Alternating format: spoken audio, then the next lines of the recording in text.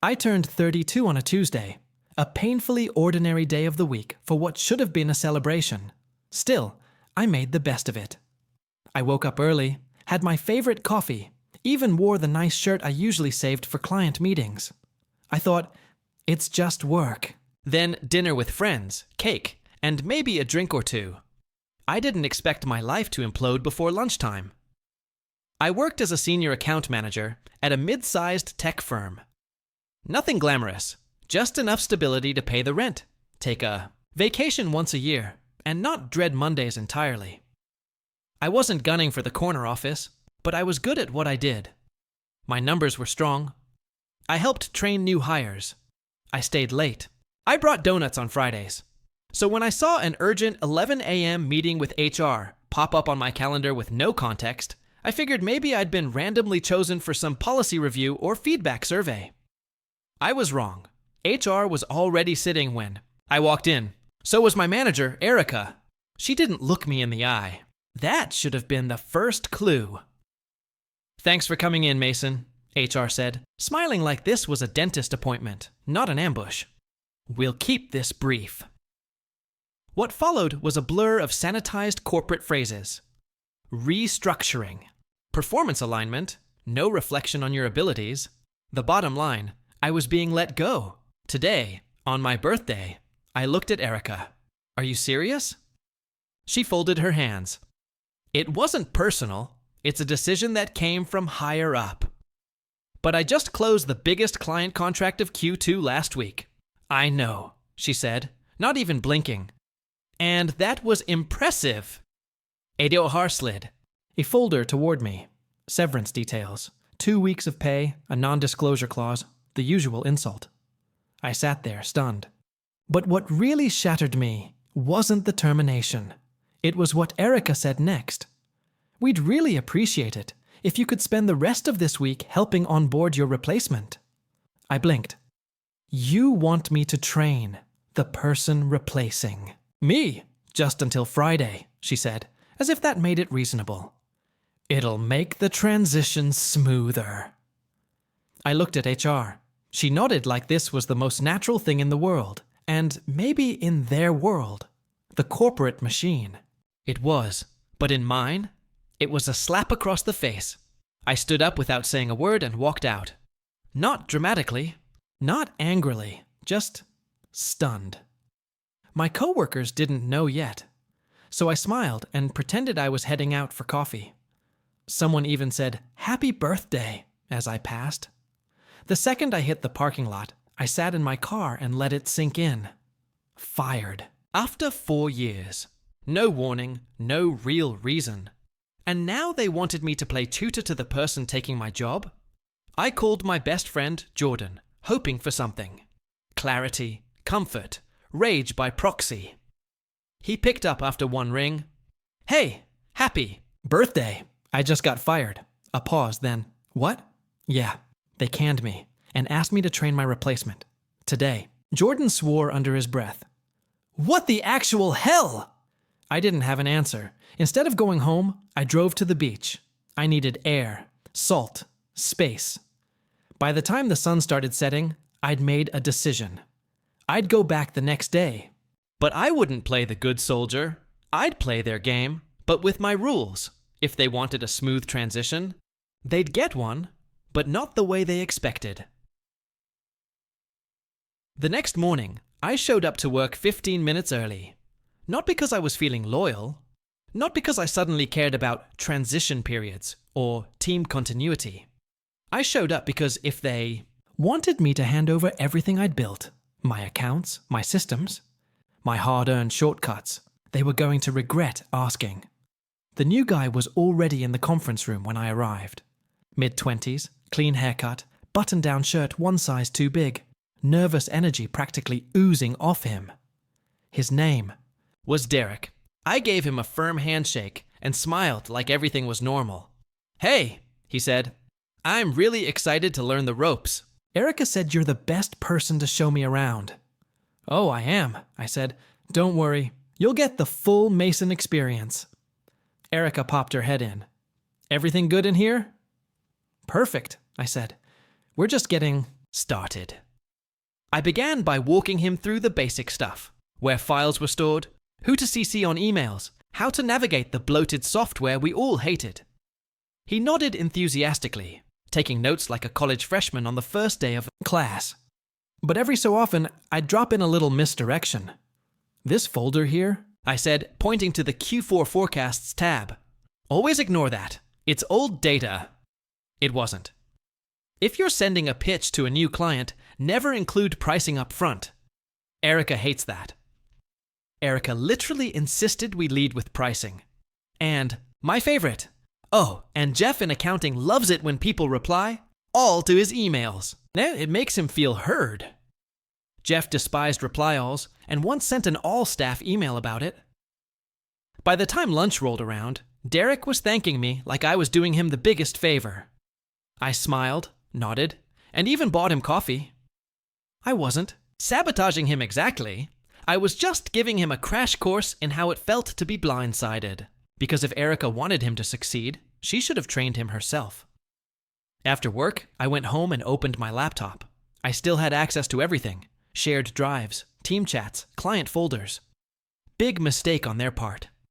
I didn't delete anything. I wasn't about to get sued, but I did something better. I cleaned up. All the shortcuts I'd built over 4 years, I deleted them. The step-by-step training manuals I'd written for onboarding, archived in my personal Google Drive .client templates, reformatted just enough to confuse anyone who wasn't me. It wasn't malicious, it was personal. They'd taken my loyalty and twisted it into a weakness, so I stopped being loyal. By Thursday, I noticed Erica getting twitchy. Derek had made a few minor blunders, nothing catastrophic, but enough to raise eyebrows. On Friday morning, I was in the break room grabbing coffee when she cornered me. "Mason," she said quietly, "can I speak to you in my office?" I followed her, sipping my drink slowly. Her jaw was tight. "Derek said you've been training him, but there've been some inconsistencies." "Oh?" "Some clients are confused. A few procedures seem off." "Interesting," I said, sitting down casually. "Maybe he misunderstood." She narrowed her eyes. "Did you give him incorrect instructions?" "Erica, you fired me on my birthday, then asked me to train the guy replacing me." I shrugged. I didn't think accuracy was the priority. Her face flushed. "I can withhold your severance." You can try," I said, sliding my phone out. "I've got every conversation we've had this week recorded, including the one where you said my performance had nothing to do with the firing." She went pale. "And," I added, "if you don't pay me what I'm owed, I'll forward it all to HR, and maybe a labor attorney." We stared at each other for a long moment. Then she looked away. "You can go," she muttered. "I planned on it," I said, standing up. "But thanks for the coffee. Oh, and happy belated birthday to me." I walked out without saying goodbye to anyone. That weekend, Jordan took me out for drinks. I told him the whole thing, down to the awkward silence in Erica's office. He laughed so hard he spilled his beer. "What now?" he asked. "Now?" I said, leaning back. "I finally do what I've been putting off." He raised an eyebrow. "I start something of my own." And I meant it. Starting my own thing wasn't just an idea anymore. It was a necessity. For the first few days after I left, I gave myself permission to just breathe. I slept in, cooked real meals instead of reheating whatever was in the back of the fridge, and sat outside without a laptop on my knees for the first time in what felt like years. But I'm not wired to sit still for long. I opened my old notebooks and reviewed the ideas I jotted down over the years. Half-formed business models, client gripes, gaps in the market. I started pulling threads. A pattern emerged. I'd been hand-holding frustrated clients for years, translating tech speak into real solutions. My actual job wasn't project management, it was damage control. I realized there was a real demand for what I did best, stepping in where teams were overwhelmed, helping businesses untangle messy digital operations. That weekend, I registered a domain name. By Monday, I was drafting service packages. By Friday, I had a brand name, a logo, and a basic site. Jordan helped me spread the word. He worked in marketing and reached out to some of his contacts. A few of them were interested right away. Not big jobs, but enough to prove the concept worked. Then came the sweet part. One of our former clients, a huge logistics company, reached out to me directly. "Hey Mason," the email read. "We heard you're doing independent consulting now. We loved working with you before. Would you be available for a call?" I almost laughed when I saw who was CC'd. Erica. Apparently, Derek had messed up something on their account. Bad enough that the client noticed and escalated it. I responded professionally, of course. Set up a time. Gave them a quote. Closed. The deal. 2 weeks later, I was on a Zoom call with their executive team, guiding them through a project roadmap while Derek awkwardly sat muted in the corner. The best part? They signed a 6-month contract, double what I used to bill for the company, and all under my new name. Word started spreading. A few more clients reached out, most of them referrals from people who remembered how I handled things at the old job. I wasn't rich overnight, but I was making enough. More importantly, I wasn't reporting to anyone who could gut my career over coffee. Then one day, a package arrived at my apartment. It was a sleek black envelope with a thick card inside. A wedding invitation from Erica. Apparently, she was getting married in a few months and had sent a batch of invites to former employees, probably trying to show there were no hard feelings. Or maybe just fishing for gifts and LinkedIn endorsements. But here's where things got weird. On the back of the card, she had handwritten a note. "Hope you're doing well. Would love to catch up. Maybe talk about a consulting opportunity. Let me know." I nearly choked.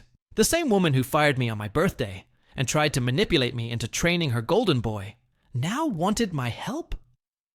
I stared at the "Yes we" card for a long time. I knew what I had to do. I didn't RSVP to the wedding. I didn't send a gift. I didn't even text her back. But I did make a note, because as much as I wanted to forget the Erica era, she wasn't going to disappear that easily. And sure enough, a few weeks later, I got a second message, this time through LinkedIn. "Hey Mason, touching base again. Our internal team's been struggling with a couple big transitions, and your name keeps coming up. Any chance we can set up a quick call?" I considered ghosting her, but I couldn't resist, so I replied, "Sure, happy to talk. Let me know a time that works." We scheduled a 30-minute call. She didn't even try to hide her desperation when the time came. "Things have been chaotic," she admitted, eyes a little darker, voice a little tighter. "We've had turnover, client issues, a lot of moving parts. I know how valuable you were, and honestly, we miss your systems." I stayed polite, professional, detached. "I appreciate that, Erica. So what kind of support are you looking for?" She launched into a pitch, basically asking me to return as a consultant, to clean up the very mess they created by kicking me out, to fix Derek's failures and rebuild everything I had already built once before, but now on a contract. "I know it might be weird," she said, trying to smile, "but I figured if anyone could help, it'd be you." And here's the thing. Part of me did want to say yes, not for the money, though the offer she floated was solid. Not even for revenge, but for closure. For that moment of looking someone in the eye and showing them just how badly they miscalculated. So I told her I'd think about it and send over a proposal. That weekend, I drafted a full plan, with timelines, deliverables, systems, and a price. A very specific price, double what she offered, non-refundable deposit, limited hours, and a clause that all credit for success would be attributed to my company name, not the internal team. I hit send and waited. An hour later, she responded. "This is steep. Not sure I can get this approved." I replied one line, "That's okay. I already fixed this mess once for free. This time, it costs." She never replied again. But a few months later, I heard from another ex-colleague that Derek had, quietly, moved on, and Erica's department was under audit. Meanwhile, my consulting business kept growing. Clients referred other clients. I hired a part-time assistant. Jordan and I celebrated every little win. Every invoice paid, every contract renewed, every message from an old co-worker secretly rooting for me. One day, while scrolling through my inbox, I came across the old happy birthday email Erica had sent the day she fired me. I didn't delete it. Kept it as a reminder. Not of what I lost, but of everything I learned. That loyalty without respect is just exploitation. That silence in the face of injustice isn't professionalism, it's permission. And that sometimes getting fired is the best thing that can happen to you, because it sets you free